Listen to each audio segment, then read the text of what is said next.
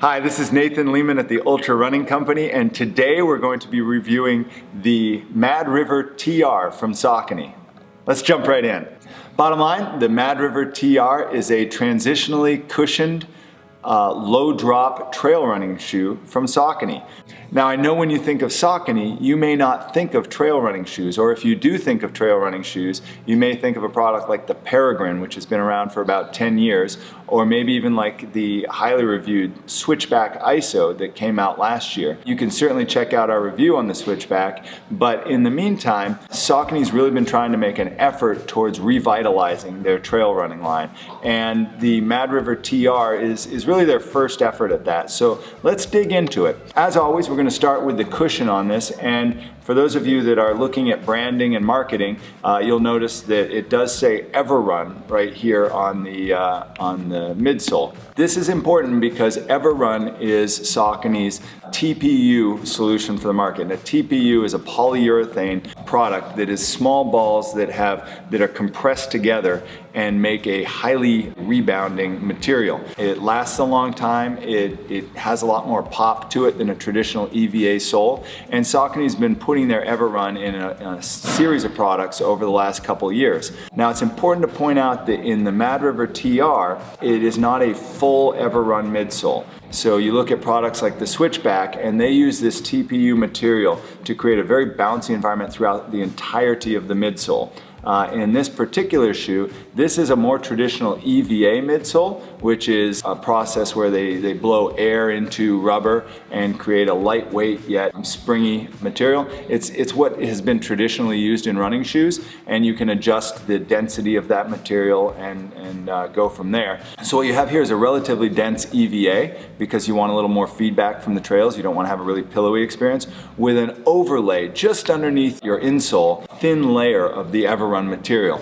What that does is it combines to make this shoe feel like it has more cushion than it actually has. So you've got your traditional EVA rubber here, and then a thin layer of the Everrun midsole, which creates a little pop right underneath your feet. It doesn't improve performance, it doesn't make you run faster, just makes you feel like there's a little bit more cushion in it. So a little bit of a branding effort on this. Now, what does this midsole look like? Well, this is a 23 millimeter heel and a 19 millimeter measurement right underneath the ball of your foot, under what we call the metatarsals, so basically right here. And that gives it a 4 millimeter drop, so 4 millimeter offset from the heel to the toe.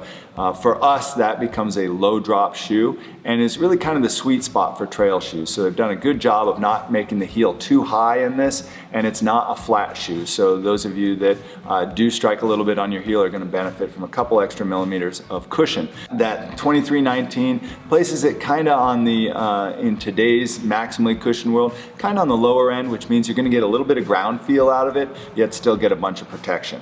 Now when we say protection, some trail shoes are going to have rock plates in them, which is a thin layer of rubber or some other protective material that goes through it. With 23 millimeters of cushion, Saucony has opted to not have the rock plate, but what they have is an incredibly high coverage rubber on the bottom.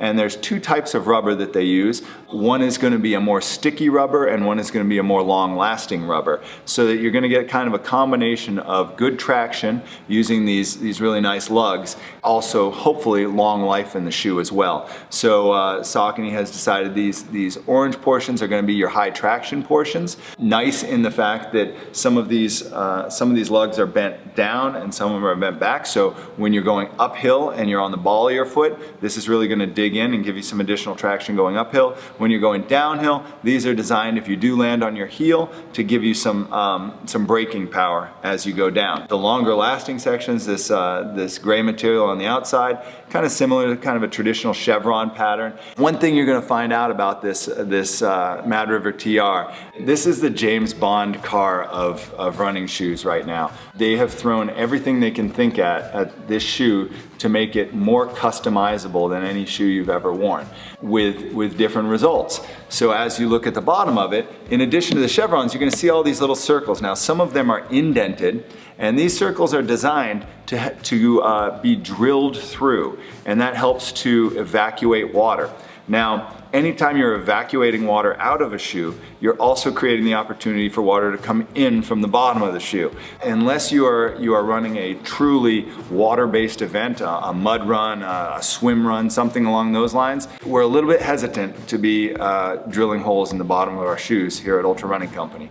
But should you choose to do it, Saucony has provided you with a guide. You would use a 6.5 millimeter drill or a 1/4 inch drill if you're on the Imperial system. Conversely, if you happen to be running on an ice sheet in the middle of Alaska, they've given you the ability on the other circles that pop out a little bit to actually drill in screws and get some traction with that. So they've pointed out that you can use a number 8 hex head or a 3/8 inch screw into these other sections, and those screws, the metal, will give you exceptional traction on ice, snow, that sort of thing.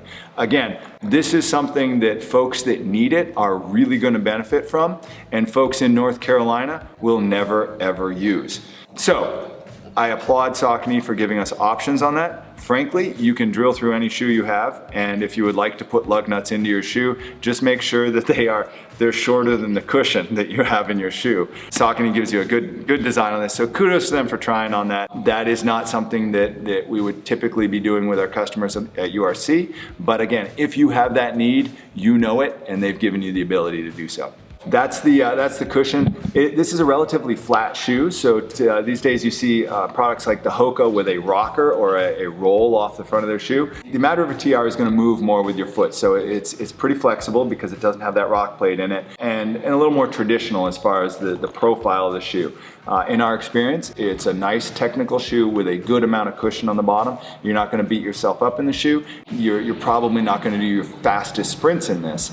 Although, just a few months ago, one of the very fastest times at the JFK 50, one of the oldest ultra marathons in the world, was run in this shoe. So there are some folks that really think this is a nice racing shoe. Unfortunately, I can't hold a 6:30 mile for 50 miles as they do at the JFK. I tend to use something that maybe has a little more cushion for that length of time. Moving to the upper, Saucony's designed a really nice durable upper with the Mad River TR. I've found that in any running that I do in any condition, I have more than enough protection in the Mad River. It has a nice nylon topper here. It's a durable material. It breathes relatively well. And that goes right back with some stitching on it that gives it a little bit more durability as you go through. Looking at the materials they chose, it has a very unique tongue in that the tongue is actually built into the collar itself. So there's no traditional tongue to move around, so you don't have to worry about it flopping to one side or the other. It's a very nice soft material. This is like putting your foot into a sock. And so absolutely no complaints about this treatment here. If you have a very, very narrow foot, you might get some kind of crinkling here just because there's more material and it doesn't have anywhere to go. We did not experience that in any of our testing at the Ultra Running Company. Just want folks with a very narrow foot to be aware. Now you may be looking at this upper and saying, what is going on with all these, with the fact that you haven't even used the lacing holes? Well, they've given us the opportunity to customize there as well. If you want to use these interior loops, you can lace the shoe up using the interior loops. If you want to have a little bit more control, perhaps bring it in a little bit more, you can go to these outer traditional eyelets. You can also, if you so chose, use a combination of the two. Perhaps you want to pull the outside in, and so you'd use these outer eyelets and then maintain the inner eyelets and create a little bit more flexibility on the inside while pulling the outside in. Super customization. Again, in our use of it, we laced the shoe up, we put it on, and we went running. So we didn't tend to use these. We did find that in experimenting with it, it created a very different feel. You might find that using some of these creates a feel that's more amenable to your particular type of running. It does have a gaiter latch on the front, It does not have any connectors on the back, which means, and I think from a smart standpoint from Saucony, they don't have a proprietary gaiter that you'd put this on. This is meant to be used with any gaiter. It lets you lock it in on the front with this ringlet, and then on the back you'd put a piece of your Velcro should you choose to use a gaiter. So we think a nice execution on that. Bottom line on this is there's a lot going on with this shoe. When you look at it, the Saucony weighs this for a women's size 7 at 9.7 ounces, for a men's size 9 at 10.9 ounces, and for my gigantic boats, my absolutely inhuman 13s, I'm at 12.6 ounces. Now for a sporty shoe, for a faster tempo type shoe, that's actually on the heavier side considering how much cushion there is here. So we do have some questions about exactly when you would pull this shoe out of your quiver. It's incredibly comfortable. Put it on, it feels great walking around, it feels good running, but it's a little too heavy to be a go fast shoe and doesn't have quite enough cushion to be a long distance racer. So it does leave us trying to figure out exactly where on our wall and in our closets the Mad River TR fits. Exceptional execution on it. As I said, all of these different things add a lot of benefit, but we're not sure that they add a lot of benefit for someone here in the Southeast. A lot of the extra pieces that they add to it, a lot of the customization is probably very well suited for someone in the Northeast, maybe in the Mountain West, someplace where it gets either very wet or very cold, and is kind of lost on us in this area.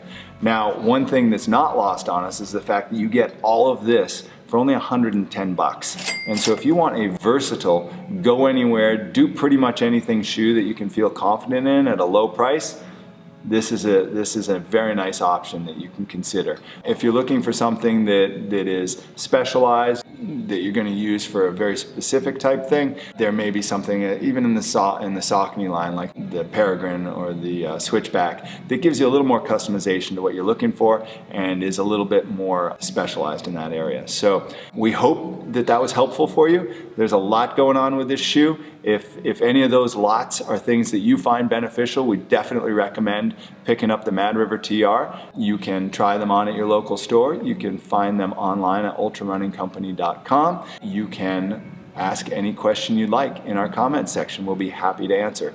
So thank you very much for watching. If you enjoyed it, please subscribe. Our understanding is that when you do that, more people get to see our reviews, and we really appreciate that. And we hope that you learn to love to run. Thanks for watching.